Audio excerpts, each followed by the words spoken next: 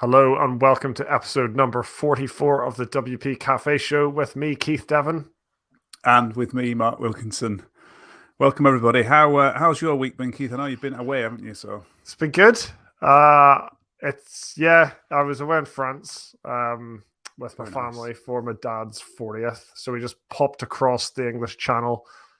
Actually, we went under the English Channel on the tunnel. I just drove for half an hour down the coast and just stayed in a place called Boulogne-sur-Mer and had a really nice few days. Very, very pleasant. Very And it feels like after that and my wife's 40th, two kind of big things off my plate now that were kind of stressing me out a little bit in terms of organizing and just, so it's nice that those are off my plate, So how about you? Good.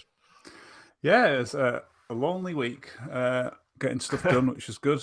Lots of stuff happening with our product job relay, launching kind of another side on to it, if you like, which hopefully it's going to go well. We'll see.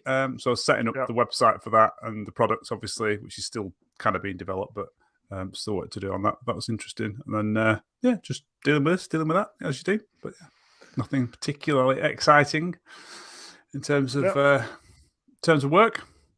So today then, hello everyone, welcome if you're watching along with us live on YouTube, and we're actually also on Twitter, I believe. If you follow the WP Café show on Twitter, I assume you get this in your timeline and it says, hey, we've gone live and here's the video, but I don't actually know, which is interesting. So if you are on Twitter, then hello. If you want to let us know you're watching and tell us where you're from, that'd be great. And if you've got any questions for us, as always, we love taking questions. In fact, today's episode is kind of based off of a question that we had over on, was it on Twitter or was it as a comment on the video? I can't remember. But we're going to cover that. So today's topic, we're going to cover our kind of development process, which was kind of touched on in various episodes, but I think that's what we're going to cover, and that's kind of the topic for today. If you haven't already subscribed to the High Rise Digital YouTube channel, then please do so. You'll find a button underneath. Ring the notification bell, and if you like this video, hit the like button because it really does help out the channel. We are fast approaching 2,000 subscribers. Nice to get there. And cool. Yeah, right. Cool. So today's topic then, Keith. So a question about process. So I'll read the. I'll read the actual question. So this was from Munch92. So Munch92, if you are, I guess that's Munich or something. Munch. I don't know. Anyway, if you're watching along today, just let us know you're here. That'd be great. But they say regarding topics, I know the block editor is the unavoidable beast at the moment, but it would actually be really good to go through your process as an agency. Do you guys have themes you use and tailor to clients, or do you start from scratch every time? He's got another kind of couple of bits that he bolted on the end of that question, but I think that first bit is what we'll focus on to start with. So, do we have a process, or I assume we do have a process? What is it? Does it work?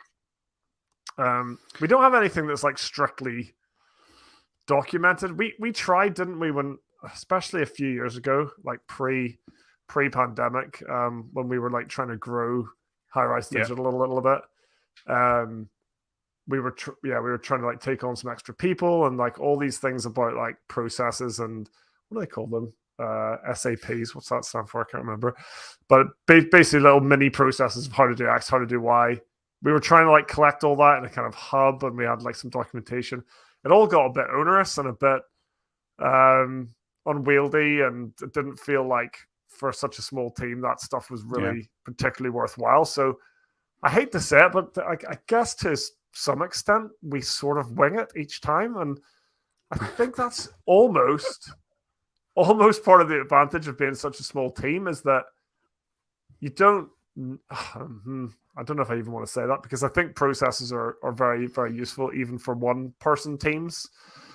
But I think the fact that we can kind of be agile and kind of tailor each project process to the project itself is a strength. And because, something like full site editing comes along and it instantly completely changes any process that you had. if you're going to try to go down that route. So all that to say, we don't have a process that's like set in stone, but I guess we have like some basic steps that we take whenever a new project comes in. Yeah, so I think the first step is, and it depends what sort of project it is, but the first step is creating a Trello board, which is what we use to project manage the project. And we have like a boilerplate from that we just copy across. We actually ask the client to set the board up. We don't actually set it up ourselves, so they own the board. So they actually use their account to set the board up, and then they invite us to that board, and then we build the board using our boilerplate. So that gets set up first. Then it's usually I create a repository in GitHub, set it as private, and our repository basically just contains any of the custom code in WP content that we want to use. So usually that's a theme, and usually that's a custom plugin of some sort. Maybe more than one plugin, but certainly a sort of like a utilities plugin where we add code that is non-theme specific, that's doing stuff. So registering taxonomies, registering post types, other stuff like that. And they're kind of the only things that we version control. And then we'll both pull that down, set up a local site with WordPress, and then kind of start working from there. That's the plan. And we hook the repo up with some sort of server. It depends, again, what the client and what the project is. If it's on our server, then we use Spin Up WP, which kind of has the push to deploy method. So we can just hook up that. If it's with someone else's server, we tend to use Deploy HQ, which allows you to sort of use SFTP to sort of push the changes from a Git repository to a server. So that works quite well. And then we just go away and build it, and then that's it, all done. Yeah. It's funny like listening to you say all that, because I was like, we don't really have a process. Then you've just listed a bunch of things, but it's because that's the stuff that you do on every project. Like that I don't. Yeah. Just for me, it just happens magically. But that's because it's like stuff that you don't really take care of. So yeah, that's a good point. I also have my head more in the kind of like doing like the development side of the process, but I guess like there's processes all the way through, and like whenever there's marketing processes, and whenever like people first make contact, that kind of sales process, and then there's the setup process, like you said. We also have like a project start form, which is like right at the start of the whole process. So we've got a page in our website with a very specific form. It's not like a general get in touch form, but it's asking for things like kind of billing details and invoicing details. So everything we need from a client to get them set up on our accounting software and all that kind of stuff. So that's one of the very first pieces.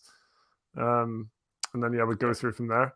So once you set up the environment like that, Mark, I guess that comes back to the stuff I guess I was thinking of, which was we're actually about to start work. Like, what does that look like? And I guess in an ideal project, that starts with the project discovery phase, doesn't it?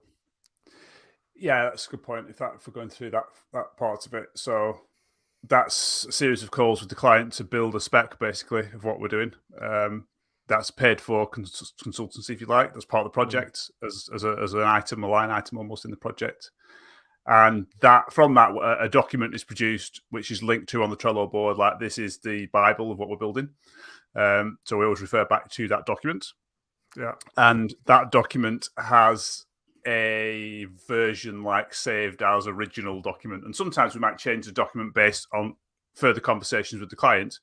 They might decide 2 weeks into the project that this bit isn't quite going to what they want to change it, and we'll quote them on that, change the master document so it's all ready and so forth.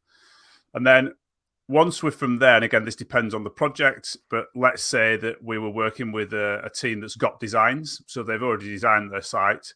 What I will tend to do, or Keith tends to do, is basically create a card for each thing that we're going to build. Like in old school, it would be page templates. We're going to create a little screenshot of the About Us template and then put that on a card, and then that's a task then to build that template.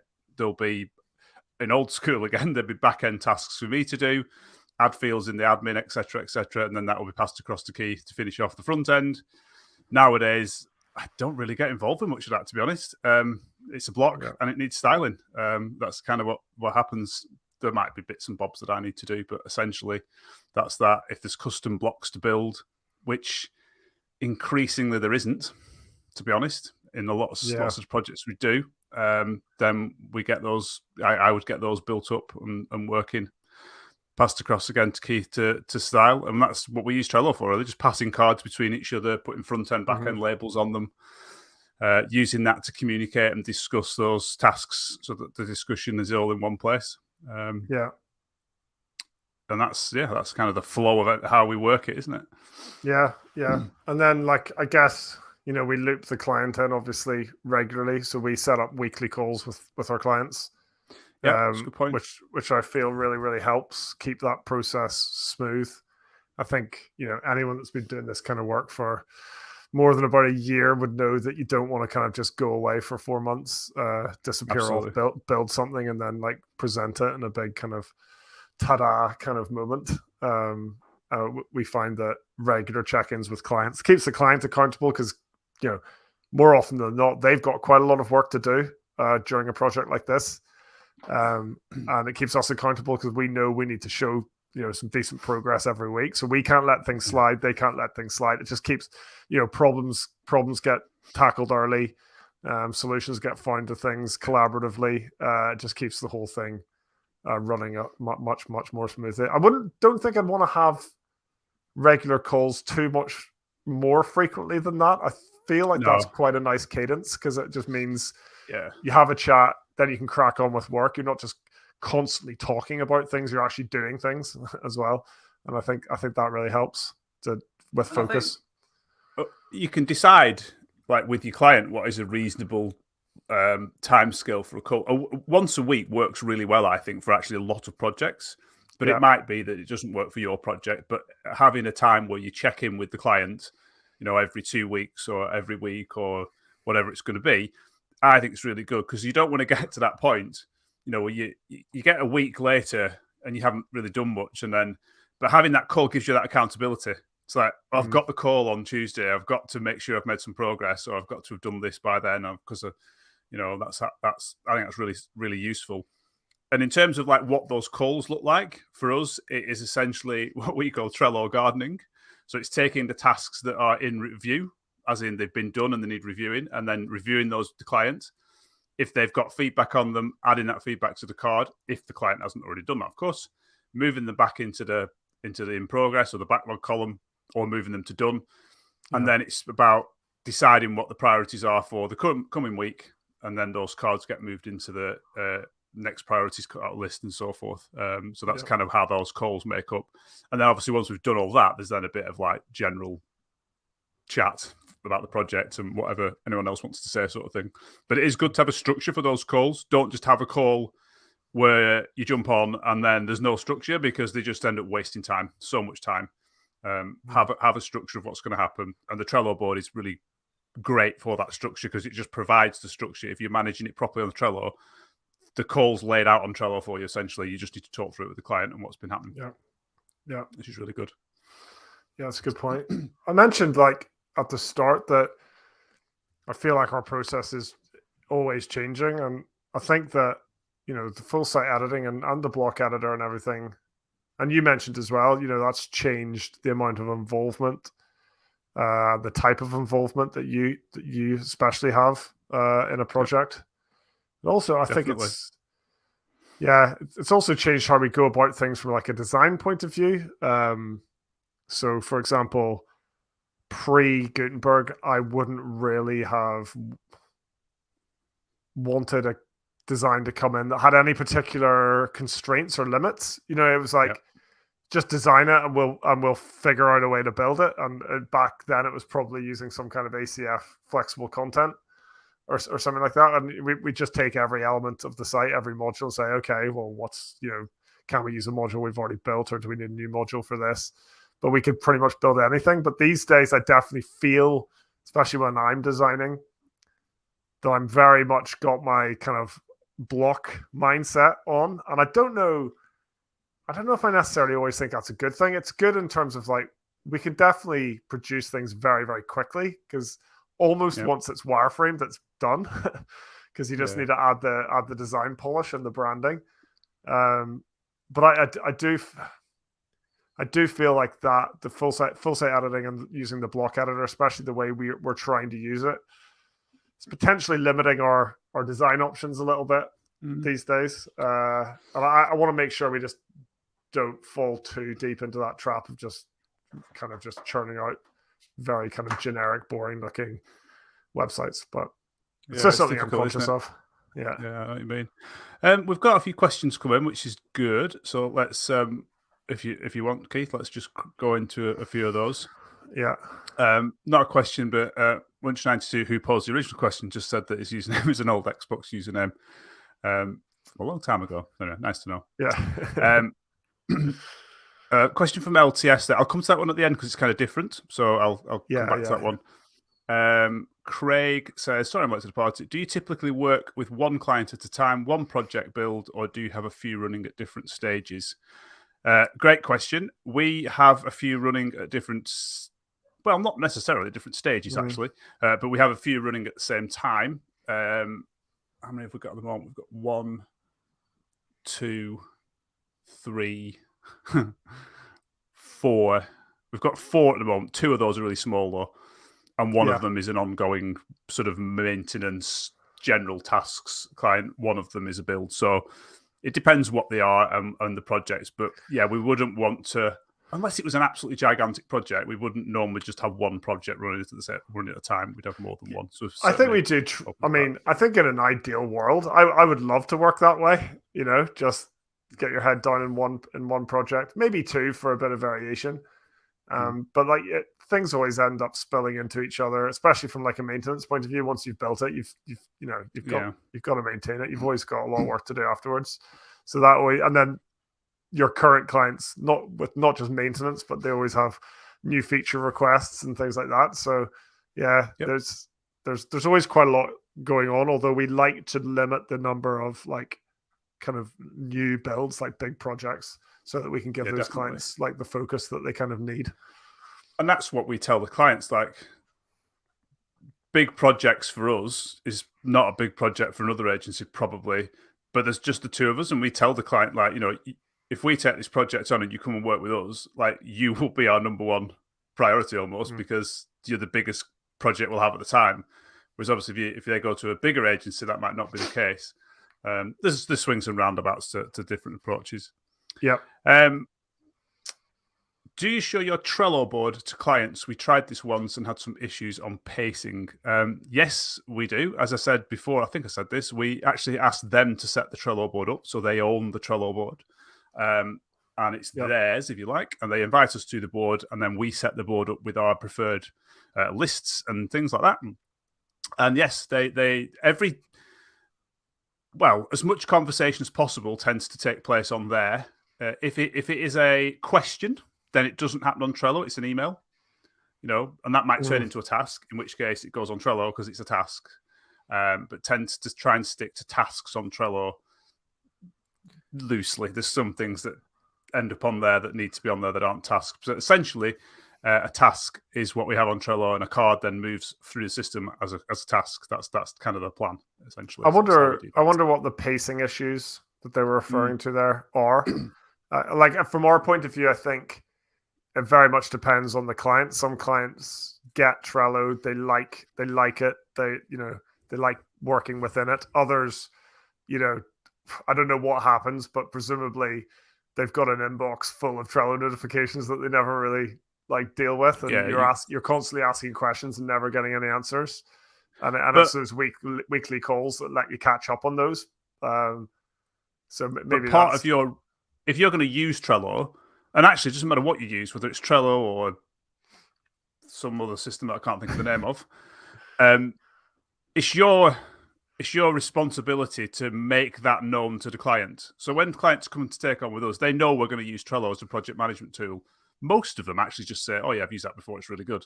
Yeah. Some don't know it, but then it's your responsibility to make sure they understand that. Like, you've got to use Trello. So I get people emailing me sometimes, and my answer to them is, "Can you please put that on the Trello card?" Yeah. Rather than answering the question by the email, because you need to have everything happening in one place. And by just doing what the client wants, as in they want to send an email and they don't want to use your process, doesn't solve the problem. You need to, it sounds awful, but you need to force them to use the process because that's what gets the best results, which is why they've hired you. So, it's part of the reason why they've hired you. So I think that's pretty important to try and push them down that route. Yeah. Alex, thank you for joining us, Alex. What kind of feedback would you expect from the client in weekly meetings? Guess it depends what's been happening in the previous week and what kind of cards that you've been putting on Trello. So typically we will have asked questions and asked for feedback on Trello cards, and then they would have a label. We have a label kind of awaiting client feedback, I think, that we add to cards. So, or they would go into the for review list. So whenever we're just reviewing the Trello list or project with the client every week, we would just be going through those cards and dealing with all those. So it depends. Sometimes it's asking for design feedback, sometimes it's asking for functional feedback, sometimes it depends what stage of the project's at and what cards we've been working on that week. And most, like, if it was design feedback or well, I've built this module and I've done it and have a look at it and something, you'd encourage them to obviously give that feedback before the meeting. But sometimes, the comment on the Trello card might say, "Oh, I need to chat to you about this. Let's talk about this on our weekly call," and then that would be a focus to talk about. Obviously, I think we have a to discuss label, don't we? Which we often use, which essentially means these cards need some sort of discussion on the weekly call about something. It's it's too hard to put into text, if you like, or it's just better to have a chat about it face to face. So we obviously do that as well. But yeah, it does depend on the sorts of tasks you've got on there and things like that. Yeah. Sam, where's that one gone? Show, there we go. How many block settings do you actually use for site builds? For example, do you use font size and line heights with the heading block?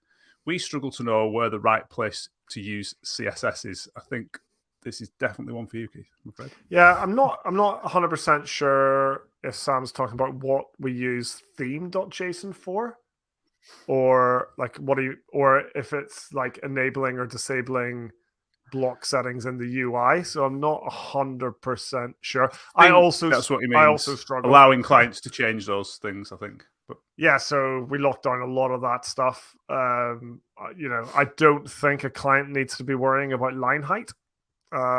For example, font sizes, I removed the custom font size and just have like a palette of font sizes, like 7 to choose from, 7 or 8 or whatever, depending on their brand guidelines. We struggle to know where's the right place to use CSS. I struggle with that too. I think this whole ecosystem around themes at the minute is in total flux, and it's like a wild west at the minute. I don't really know what should be in a theme, what should be in theme.json, what should be in theme CSS or theme.json, or what we should allow clients to do or lock it down.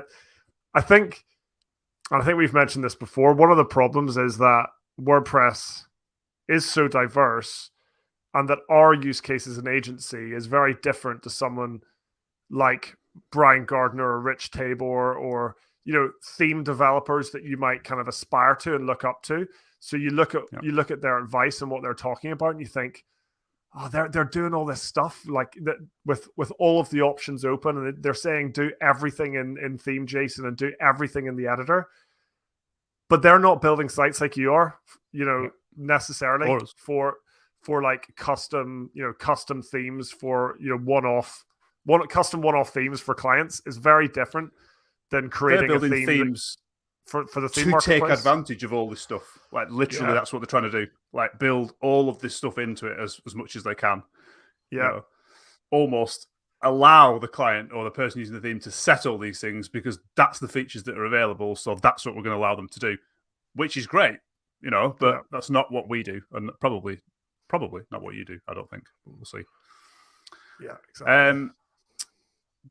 Janice, thank you, Janice, for joining us. She says, Sam, there is an excellent and recent session on just this CSS query by Nick Diego on WordPress TV. There is actually a lot of good sessions on the learn.wordpress.org, I think it is, where you can book on to meetup sessions, which are online Zoom calls, like where you can learn stuff. And they all get posted on WordPress.tv as recordings afterwards. There are some good ones, so definitely worth checking out there. Thank you for pointing that out, Janice. You're right. Moving down, I haven't forgotten about LTS's comment at the top, but these are all kind of relative to what we're talking about, so I will come back to that one. Derek, as for the build, in a world of blocks giving clients more control, how do you ensure the design is adhered to? And then he puts in brackets, remove blocks, override CSE, removing block CSS, theme JSON, block locking, etc., etc. Yeah. So how do we ensure the design is adhered to, Keith? What do we do? This kind of deserves a show Apart all to from itself. Yeah, I think we've spoken about this probably a little bit before, so I'll probably be covering a bit of old ground. But yeah, I disable a lot of stuff in theme JSON, really. Like I said, I don't have custom.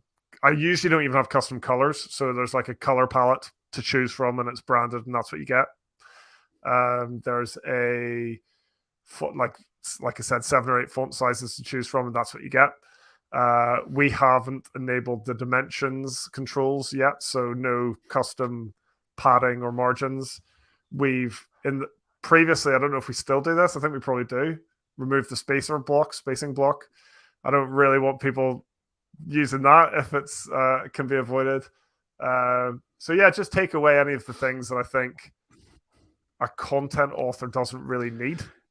Just like to keep things as branded as possible. Take away any of those empty boxes that you can just put anything you want in. Just get rid of them. Just outline again for me as well. The spacing block. Why is that so bad? It might have improved, but what I was finding, well, to start with, I think this might have improved, but it wasn't responsive at all. So you'd throw in like 100 pixel spacer and it would look great on desktop, and then on mobile you just have these ghastly massive spaces between things. So that was my first issue with it. And then after that, I found that I think we did enable it on a site, or there was a client who really wanted to use it, and then you let them use it, and they start solving problems with spacer blocks. So say my CSS hadn't accounted for how this block looks next to this other block. So they'd throw a spacer block in, and then I'd fix the problem. And now there'd be the spacing that I added plus a massive spacer block. And then how do you fix that? Because you've got everything in the content of the post rather than in code. So I can't then go and kind of fix all those. So in my opinion, themes shouldn't need things like spacer blocks, really. And this is my whole problem with where the block editor is going. I feel like it puts way too much onus on content editors to be good designers, whereas I want them to be able to say, I want to use this module, stick your content in, looks good. I'll use another module, stick your content in, it looks good. I'm not worrying about font sizes, spacing, layout, colors. It's all sort of taken care of, and you've got some broad control over that stuff, but not like fine-grained, you can destroy things control. And Derek mentioned in his comment there about block locking. This is something we haven't done an awful lot with, but we had a look at it the other day, which is useful. Weirdly, there was no. So what we were doing is this was an article actually on Rich Tabor's site about patterns where you can lock the pattern and only allow the client to change the content. So the pattern is locked and the settings are locked as well, which is important. But you can go in and change the text and the image and the video and etc. etc. So that's definitely worth something to look into, and something we'll be looking into as well for the different things. So it's kind of getting back to what Keith just said.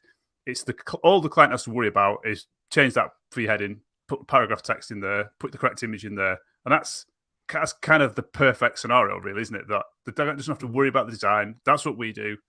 All you do is put your content in because that's what you want to be able to change, which is perfect. So it's something to look into, definitely, for sure.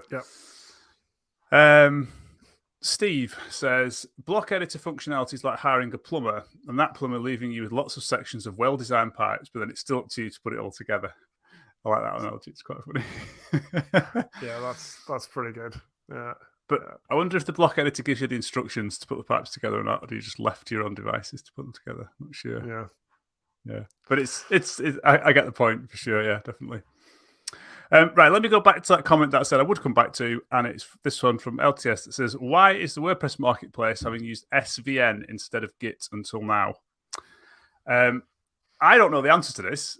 I suspect it was because when WordPress was set up back in 2003, I think it was, did Git exist? Was it like a big thing back then? I'm not really sure. So obviously they decided to pick a version-controlled system, went with SVN, and I guess right now it is pretty difficult to sort of move and change, to keep all that history and things like that. If you're interested, the WordPress project is on GitHub, and I believe that it is synced every 15 minutes, I think, from the SVN, the sort of like the source of truth, SVN. I think it's synced from there, but someone can probably correct me on that. So if you do want to use GitHub to sort of look at WordPress and things, then you can do on GitHub to do it that way using Git. And there was talk at one point of being able to do like pull requests for tickets and things. I don't know whether that's actually happened or whether that's dead in the water. Yeah, I'm not sure. This is outside of my area of expertise, but isn't the Gutenberg project kind of GitHub first, like Git first? I think. I'm not sure. I believe the plugin is, yes. That's all happening on GitHub itself. Yeah. Craig says Git was released in 2005, so that would be the reason, I guess, that it wasn't actually around when WordPress started. So, but it is frustrating. I think everyone gets a little frustrated with that it's SVN. I know I do when I update some of our plugins that are on WordPress.org, and I've got to remember how to use SVN again every time, straight to the same page on the developer docs. How do I do a commit in SVN? Or I press the up arrow on my terminal and hope that it's there the last time I can meet one. Yeah, I wish I knew what I was doing. Anyway, let's call it a day. We've gone over time today. This is topics that we could talk endlessly about, I think. Thanks for all the comments and questions from our live viewers. If you're listening on the podcast, thanks for listening. You can catch us live on YouTube, like Mark said. Find us over at YouTube/Highrise Digital. And where else are we, Mark? I think podcast. We're on Twitter, like you said, but I don't know if anyone watches us on Twitter. At WP Café Show, you can follow us on there. You'll get updates of when we're going live and so forth as well. But yeah. Thanks for all the positive comments as well recently. Like it really means a lot. It helps us stay motivated to do these. So I'm glad you're enjoying them. I don't think we've got a topic for next time, but we've got loads and loads of potential topics on a massive list. So we'll pick something interesting, and we'll see you next Friday. See you soon. Bye-bye.